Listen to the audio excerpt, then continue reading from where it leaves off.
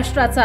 नमस्कार, मी सुद्धा संध्या लाईव्ह मध्ये आपल्या सगळ्यांचं स्वागत। संपूर्ण राज्याचे आराध्य दैवत असलेल्या विठुरायाची पंढरी नगरी ही आषाढी यात्रा जवळ आल्यामुळे भाविकांच्या गर्दीमुळे दुमदुमली आहे। सध्या हजारो भाविक विठुरायाच्या दर्शनाला पंढरपूरमध्ये येत आहेत। अशातच बेळगावहून शुभम ज्ञानेश्वर पावले हा तरुण भाविक देखील पंढरपूरमध्ये विठुरायाच्या दर्शनासाठी आला होता।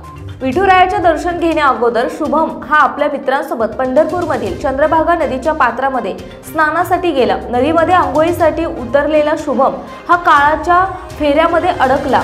पुंडलिक मंदिर येथे नदीमध्ये अंघोळ करत असतानाच पाण्याचा अंदाज न आल्याने अचानकपणे नदीच्या प्रवाहामध्ये शुभम पावले हा वाहून गेला। मात्र मोठ्या भक्तिभावाने विठ्ठलाच्या दर्शनाला आलेल्या शुभम पावले याची विठ्ठलाचं दर्शन घेण्याची इच्छा मात्र अधुरीच राहिली।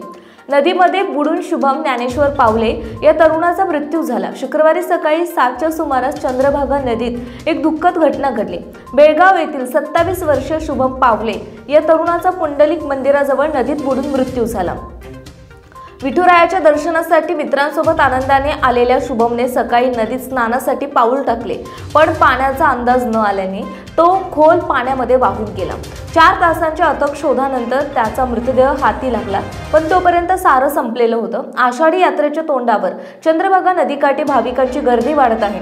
पवित्र स्नानासाठी येणाऱ्या भक्तांच्या सुरक्षेसाठी प्रशासनाने जीवरक्षक यंत्रणा तातडीने सज्ज करावी अशी मागणी सध्या भाविक करतायत।